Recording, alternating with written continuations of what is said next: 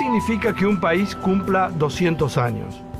Instalamos nuestro laboratorio en el Cabildo de Buenos Aires para recorrer estos últimos 2 siglos de historia desde distintas disciplinas, miradas, ideas. El camino, claro, no es sencillo. En el proceso de construcción de una nación hay avances, retrocesos, transformaciones, rupturas, continuidades. ¿Qué fue cambiando y qué se mantuvo desde aquel 1810 hasta hoy?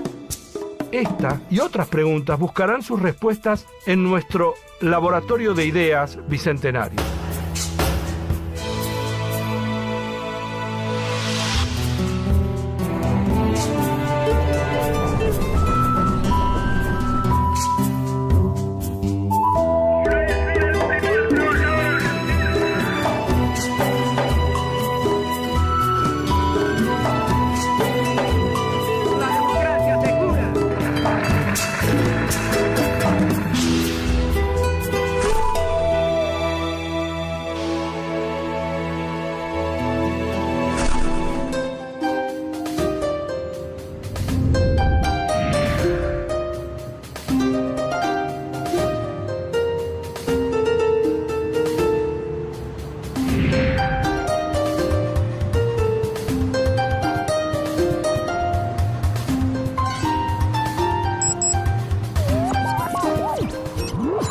Fernando Devoto, doctor en Historia, diploma CONEX al mérito en la categoría Historia. ¿Por qué no me cuenta un poquito cómo es la evolución de la inmigración en la Argentina en los últimos 200 años a propósito del Bicentenario? Bueno, primero la inmigración es más antigua que la Argentina, ¿no?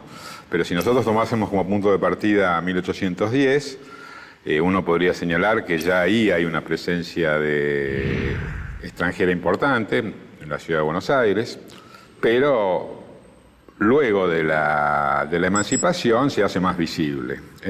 En parte porque hay una libertad de inmigración, que es una de las medidas que toma la primera Junta, en parte porque aparecen nuevas oportunidades, por ejemplo, para los comerciantes europeos, que van a reemplazar a los comerciantes monopolistas españoles, y en números significativos, digamos así, la inmigración europea comienza a llegar a partir de 1830.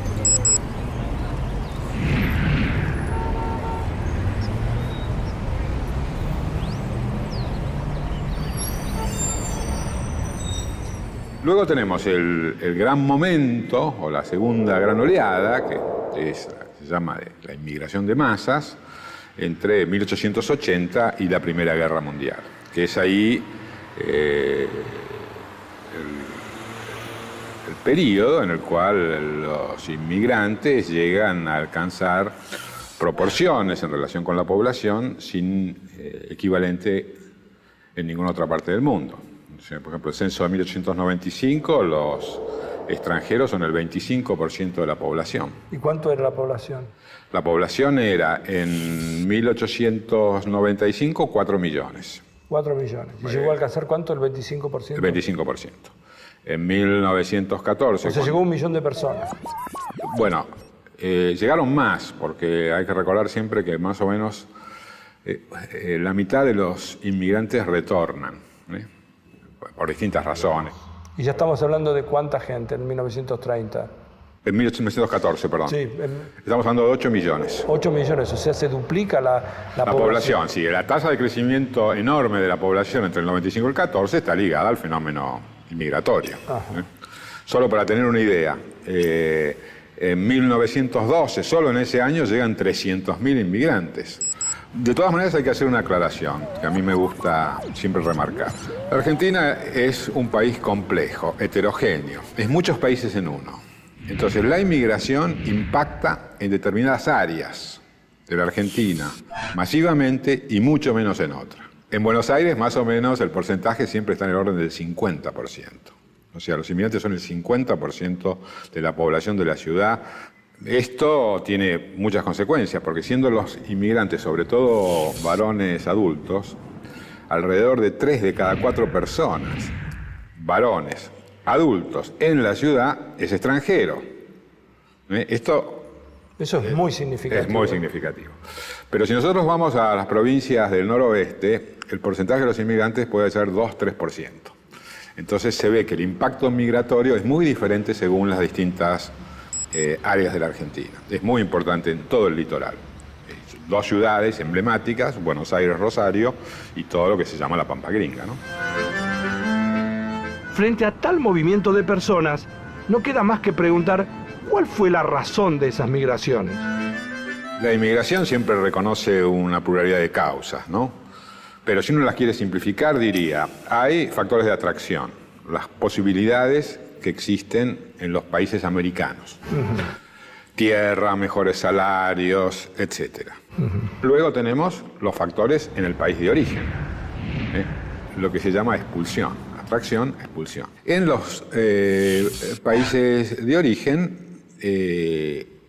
una de las cuestiones que va a empujar a muchos migrantes europeos, sobre todo en este periodo, digamos 80-14, del sur de Europa y del este de Europa, es las crisis agrarias que van a asignar a la economía europea, y en parte la van a asignar por la competencia que para la agricultura europea tienen la agricultura extraeuropea. Entonces, para presentarlo de un modo un poquito paradojal, el grano argentino llega a Europa, hunde a los productores, por ejemplo, italianos sí.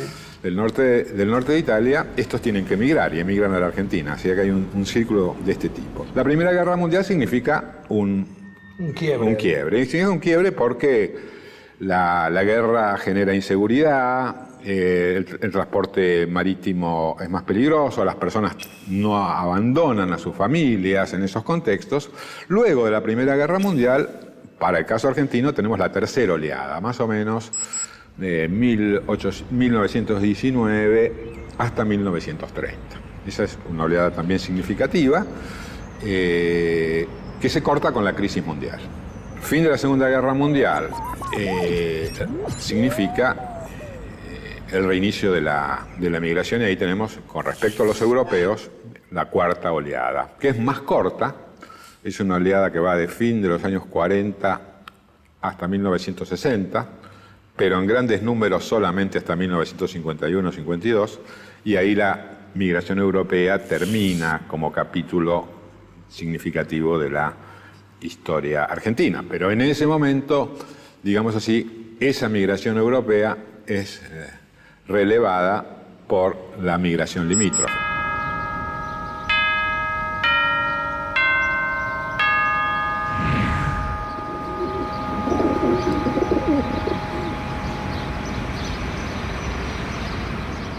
¿Hubo alguna vez, tuvimos políticas de Estado para atraer inmigrantes y cuáles han sido esas políticas, si es que las hubo?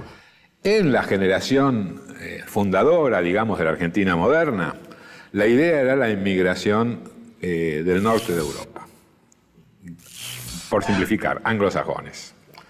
¿Por qué? Porque se decía, tenemos que traer la Europa más desarrollada aquí para que, a través del ejemplo, a través del trabajo, etcétera, difunda sus valores sobre el conjunto de la sociedad. Y se prefiere claramente al inmigrante europeo sobre el criollo.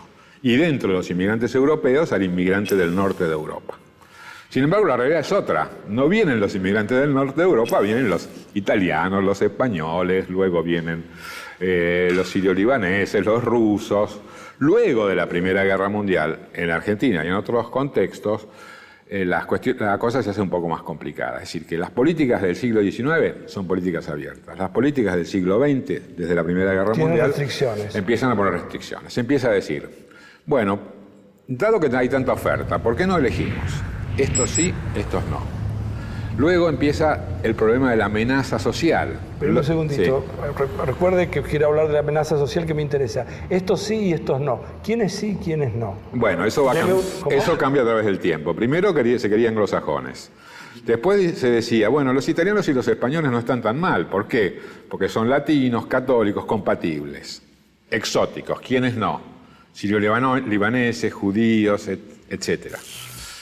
Vienen esos grupos. Después se va a decir, europeos sí, sudamericanos no. O sea que los modelos de prejuicio cambian a lo largo del tiempo. Pero lo que no cambia es que somos prejuiciosos a lo largo del tiempo. Todas las sociedades son prejuiciosas. Todas las sociedades. Todas las sociedades tienen mayor o menor nivel de hostilidad hacia el otro, hacia el diferente y entre ellos hacia el extranjero. ¿Cuál fue entonces la historia de la segregación en la Argentina? En general yo diría que la Argentina fue una sociedad multicultural.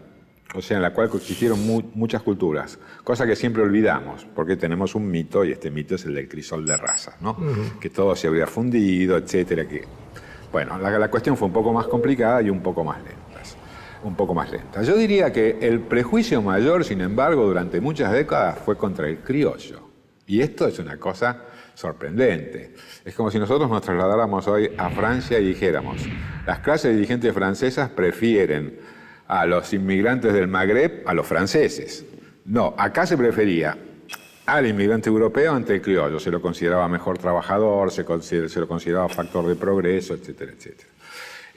Luego, por supuesto, van a surgir los pensadores nacionalistas, va a surgir el mito del criollismo, el Martín Fierro, el gaucho, y la Argentina va a empezar a ser un país dividido, ¿no? Entre la antigüedad como un valor, o sea, los criollos, o el carácter europeo como un valor, es decir, los inmigrantes. Y yo creo que ahí vamos a tener como una especie de tensión entre dos mitos organizadores que hace a qué somos los argentinos. Uno sería el mito europeo y otro sería el mito latinoamericano criollo.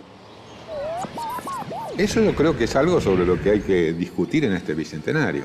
O sea, no pensar que éramos tan tolerantes, abiertos, etcétera, y que aquí todos se integraron fácilmente, sino que efectivamente hubo una escala de prejuicios importante y esa escala de prejuicios también tuvo que ver con la pigmentación. Si uno mira a este grupo de personas, ¿les debemos algo en el sentido que no hemos cumplido con algo de lo que ellos pensaron? Este grupo de hombres, cuando tomaron la decisión de desplazar al virrey y crear una junta de gobierno, no sabían muy bien para dónde iban, seamos justos y honestos con ellos. Es decir, era una situación incierta, la crisis de la monarquía española, la guerra europea.